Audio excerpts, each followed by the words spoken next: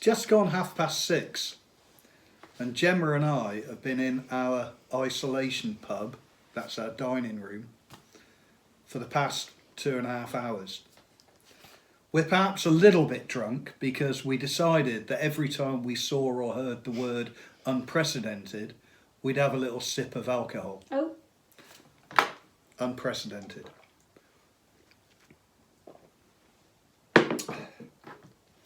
So that's an awful lot of beer in a very short time.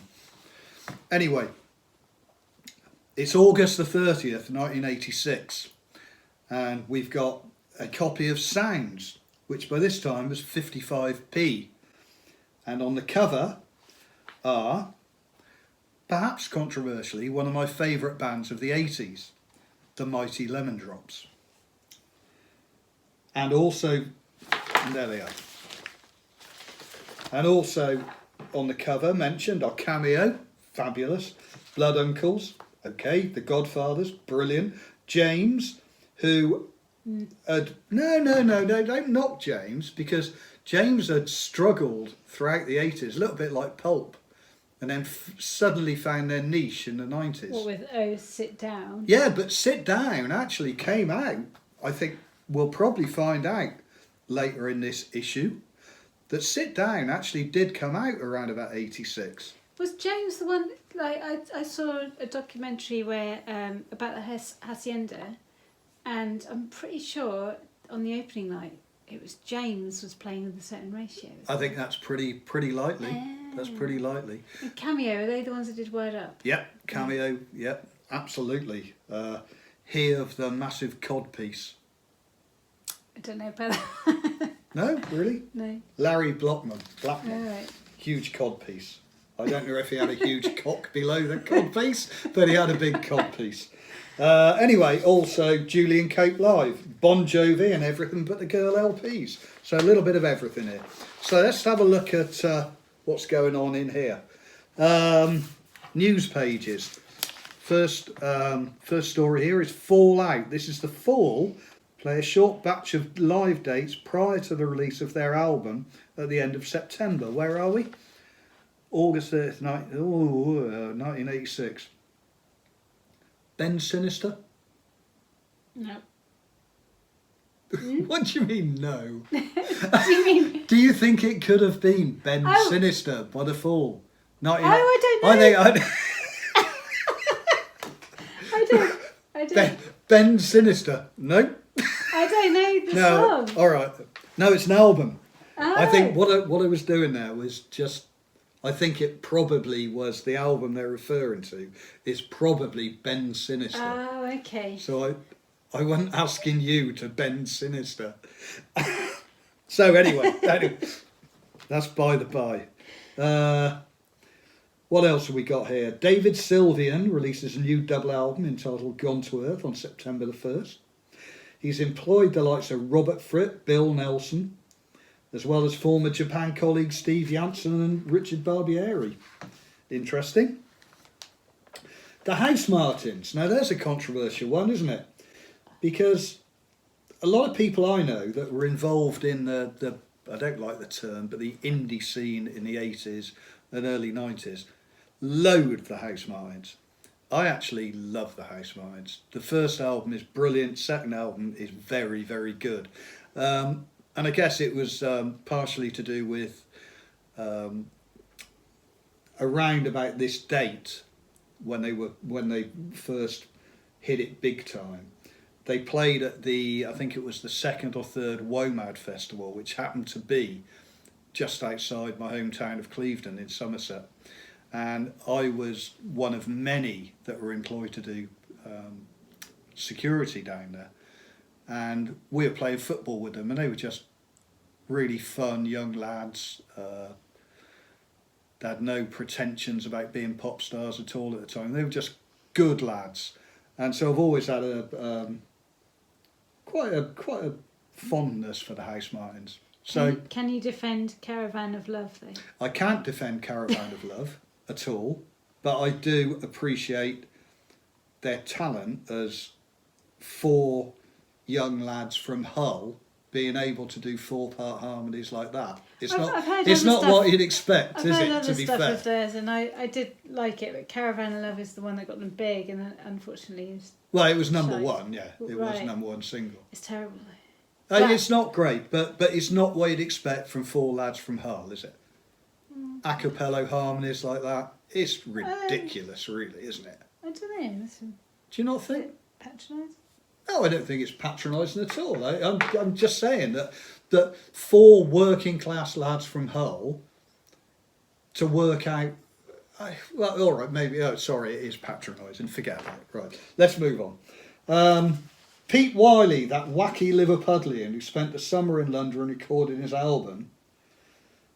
Wacky Pete Wiley. There's a story there that I have about Pete Wiley when one of my visits to South by Southwest, and my friend Dave, who totally coincidentally happened to be in the Mighty Lemon Drops, who we spoke about on the cover earlier.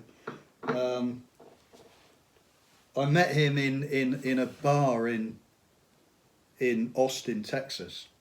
And Dave, I was at the bar getting a beer, and Dave comes running over to me quite excited saying, "Oh, you've got to come over, you've got to come over. I've just bumped into Pete Wiley."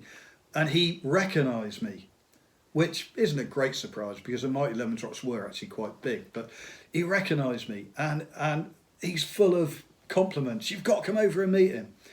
So I went over, and Wiley was bollocksed, absolutely pie-eyed, as my mother used to say. And yeah, he was very complimentary to Dave. He said to him that, "Do you realise that you young lads were accused of being copyists of Echo and the Bunnymen and Teardrop Explodes, and I can remember Mac saying to me," meaning Ian McCulloch, "I can remember Mac saying, 'God, I wish I could get the sound that young lad could have, has got with his guitar.'" And Dave was loving this. And so we stood with Pete Wiley for about 10 or 15 minutes, and he was wobbling. How he didn't fall over, I don't know. He was on the wobble. But within the space of that 10 minutes, in one movement, he poked me in the eye, knocked Dave's beer out of his hand, and nearly fell over. That's how drunk he was. Quite a character. And love him or hate him, he's a good guy. So there's two love or hates, the Housemartins and Pete Wiley. So, next page. We spent too much time on page 2 and 3 already. Next page. We got a full-page ad for Iron Maiden, their new single, Wasted Years. And a quarter-page ad for Rage Hard by Frankie Goes to Hollywood. So that shows that Iron Maiden was still huge in 1986. And Frankie Goes to Hollywood were on the wane, I guess. We turn the page again. Record news. Mick Green, the former Pirate, who we talked about a few editions of Mark Talks Mags ago, releases his first solo album. Climby Fisher released their first single. I remember Climby Fisher. Yeah. What was it called? It was called This Is Me, which I don't know. remember, but they had a few really big singles, didn't they? I used to call him a Slimy Fisher. Slimy Fisher. That's Because good. it's Simon Fisher. And Simon Climby, wasn't it? I think. Was it? Simon I Climby. think it was more a speech impediment though. It could have been, yeah. I think it was Simon Climby. I could have been wrong. Simon Climby and Something Fisher. Bishy Fisher. Bishop's Finger. Ah! The Chameleons, what a great band. Their new single, Swamp Thing. One of the great underappreciated bands of all time, let alone the 80s, without a doubt. Fantastic band. Oh, look at this. Students 86. If you don't fancy the alarm clock, there's always the £6. Now, we've spoken before about how the banks always used to have full-page ads in the music press. And here, Midland, which is now HSBC, Midland are making a splash with their 1986 student package. There's the choice between a free Remington multi-quartz travel alarm clock, normal cost around £8, and £6 slipped directly into your account. Might not sound much now, but that's quite a lot of money there. How many beers would that get you? £6. Get you quite a few down the Yeah, co-op tonight, 1986. I would guess that a pint was probably, I'm guessing here, probably about 70 pence then. So you'd have got about 8 pints for that. That's right, isn't it? That's about an hour, isn't it? Yeah.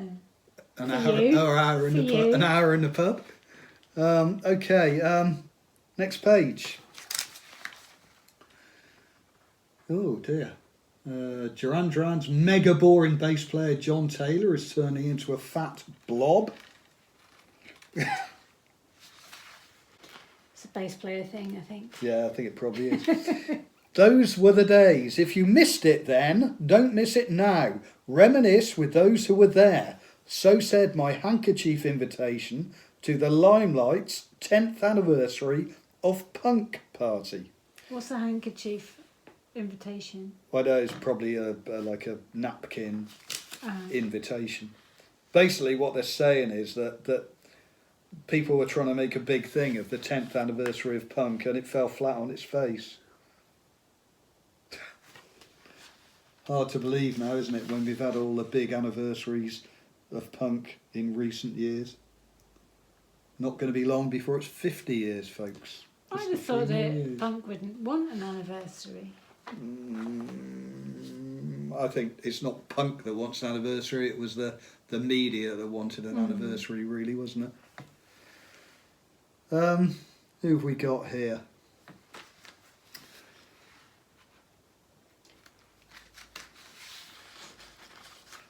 Saxon, Waiting for the Night. More heavy metal. So heavy metal had a bit of a renaissance at that point in time. Scanners, film, TV, video and books. This is a New Order video that had just come out. This was the early days, really, of owning videos. New Order, Pumped Full of Drugs. The Durity Column. Domo Arigato. Dream Academy. So not many people had video, well, I say not many.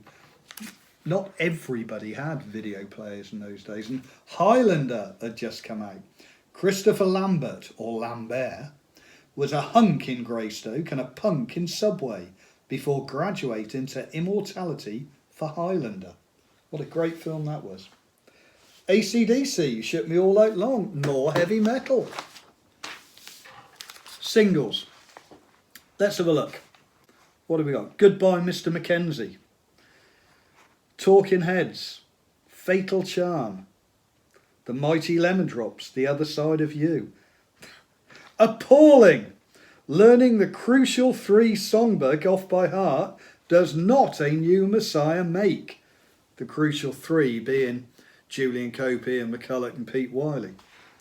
This is Rescue or Reward or any of those as played by The Truth. Flareless, conventional. I've listened to it several times in an attempt to discover what I'm missing. I'm not, they are, and so on. This is Chris Roberts. Talking out your arse, mate. It's a great single. Single of the week was This Mortal Coil, Come Here My Love. Of course, This Mortal Coil was a rolling membership of 4AD artists. Run DMC, Walk This Way. And AC/DC, You Shook Me All Night Long. More metal, or more heavy rock anyway. Full page ad for Highlander. Full page ad for Status Quo in the army now. So they've gone from 12 chord boogie merchants to a little bit of a gentle semi-acoustic song. Is that the one that goes, he's in the army now? That's the one, yeah. It I think they didn't necessarily lose a lot of hardcore fans, but I think it was a bit of a shock and a bit of smack in the face for Quo diehards. Here's a full page ad about James, and I can see straight away that Sit Down is mentioned. So Sit Down was released in 86, and it didn't hit the indie discos till 91, 92. Which was the peak of my disco time. Well, it wasn't indie disco. And it was when James hit big, wasn't it? Sit Down, How Was It For You? Sore bum. What was the third one? sit down. How was it for you? I want to say come on, but it's not, is it? You think, come on. It's something like that. Anyway. I don't know because I don't like them. Letters. We'll pass on letters today because they're all quite long. 12th Night. More metal stroke, prog stroke, shite. Subjective. Subjective, but true. Subjective but objective. Dickson's Adver. Portable hi-fi system with detachable speakers, £39.99. Half price Akai twin deck portable hi-fi system, £59.99. Compact portable hi-fi system with a record deck, £99.99. Sounds an awful lot of money today, let alone then. Jesus, I think I was earning about £25 a week then. Virgin, It Bites. Francis Dunnery. Pretty boy, but incredibly pretentious. Larry Blackman from Cameo. He of the big codpiece. Nat Westbank advert. Albums. Throwing Muses, first album. What a great album that was. What have they given it? 5 out of 5. The most shrilly promising American debut album since Horses. High praise. Not sure it's quite that good, but it's a very, very good album. Warlock, heavy metal. Bon Jovi, heavy metal. Bon Jovi, isn't it? Bon Jovi. Bon Jovi. Who was that? We saw it last night. Bon Jovi. Stephen Toast. Bon Jovi. Yes. Mama Yes. Yes. Yes. Yes. Yes. Yes. No. Everything But the Girl. It Bites. Status quo in the army now. On the face of it, not a lot has changed for status quo. You don't say. Julian Cope live at the Tufnell Park Boston Club. I suspect that was a very good night. Poison in Los Angeles.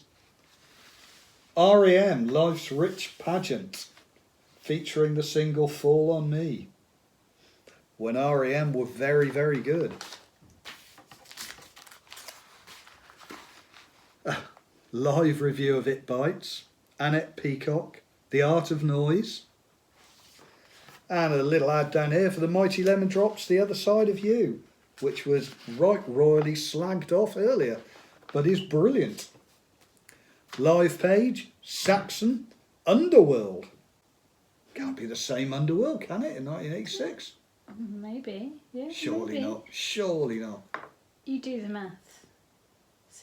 26 years ago? Carl Hyde, isn't it? He actually probably is near enough as old as me. So it could well be. We had a great Cherry tune Bombs. the other day, didn't we? Yep, we did. Yeah, new Underworld thing. Really good. Presume it's new. Well, yeah, might not be, but we're presuming it's new and it was really good. The Cherry Bombs, with a Z at the end, named after a classic Runaways song, Cherry Bomb. Night Shift, which is the dates. The Godfathers, love to go into that further because they were a seriously good band. Here's the charts. Number 1 was I Wanna Wake Up With You by Boris Gardner. Never heard of it. Number 2 was Lady in Red Heard of it. by Christopher. Number 3 was Brother Louie by Modern Talking. Was that Hot Never Chocolate's heard of Brother it. Louie? Number 4 was Anyone Can Fall in Love by Anita Dobson. And number 5 was Calling All the Heroes Who's that? by It Bites. Never heard of it. Lana Ritchie, Gwen Guthrie, Phil Fearon, Prince and the Revolution and Peter Cetera make up the top 10. Number 1 in the albums chart was Now That's What I Call Music Volume 7. Oh, Chris, you'll have that. Chris will have that, yeah. My niece Kelly's husband Chris is a great lover of Now That's What I Call Music albums. Number 2 is Dancing on the Ceiling by Lana Ritchie. And number 3 is True Blue by Madonna. Number 4 is I Kind of Magic by Queen, and number 5 is Into the Light by Krista Berg. That's what you sort of call coffee table albums, isn't it, really? Let's have a look down, see where the first credible album is. Well, the ultimate coffee table album, Brothers in Arms, is number 10. First credible album we come across, and it's subjective, I know. First credible album we come across is perhaps, I'm loath to say it, but The Queen is Dead by the Smiths at number 22. Then we've got Hot Metal 60, the singles. You Give Love a Bad Name by Bon Jovi. You Give Love, Bon Jovi. You Give Love a Bad Name. Number 2 is Red Sky by Status Quo. Number 3 is Yankee Rose by David Lee Roth of Van Halen. Number 4 is The Ultimate Sin by Ozzy Osbourne. Number 5 is Dreams by Van Halen. Number 6 is American Girls by FM. Number 7 is Magnum. Number 8 is Van Halen. Van Halen. Van Halen. Number 9 is Wild Child by Wasp, which really in truth... Is that is a really wild child? No, that's Iggy Pop. No, really? Yeah, that's Iggy Pop. Yeah.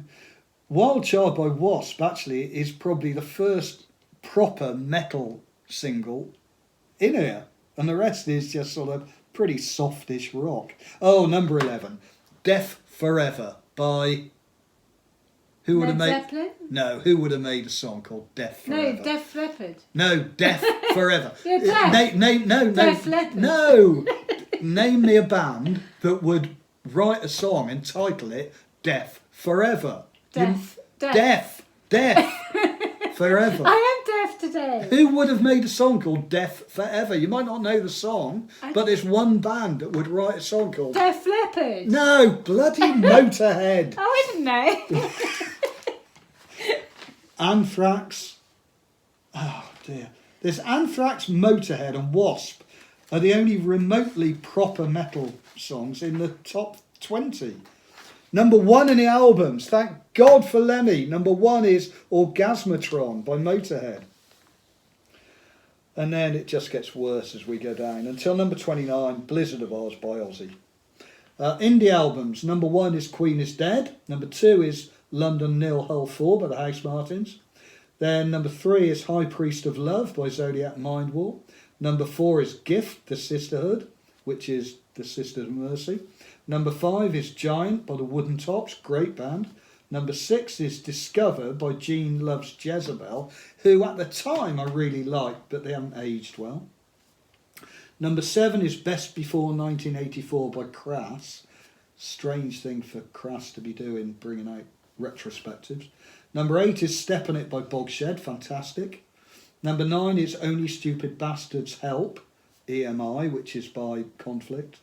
Number 10 is Evil by Sonic Youth, and so on. So, bit up and down there in the indie albums. What is there is Manic Pop Thriller by That Petrol Emotion, Born Sandy Devotional by the Triffids, A Date with Elvis by the Tramps, Out of My Way by the Meat Puppets. Some great stuff in there, amongst a lot of rubbish, I must say. Mark, how do you spell Bogshed? How do you spell Bogshed? Bog? Yeah. Shed. Because I always thought it was Bog's Head. Ah. Yeah, but hose lock. Yeah. The hose. Yeah, hose lock. I always call it hossie lock. Hossie lock. And I can see why you would say Bog's Head. Bogshed. Yeah. Which one is it? It's Bogshed. Oh, right. But you said you call it Bog's Head. And I can see that why you do that. But are you sure it's not Bog's Head? no, it's Bogshed. I can assure you it's Bogshed. Okay. And it's hose lock, not hossie lock.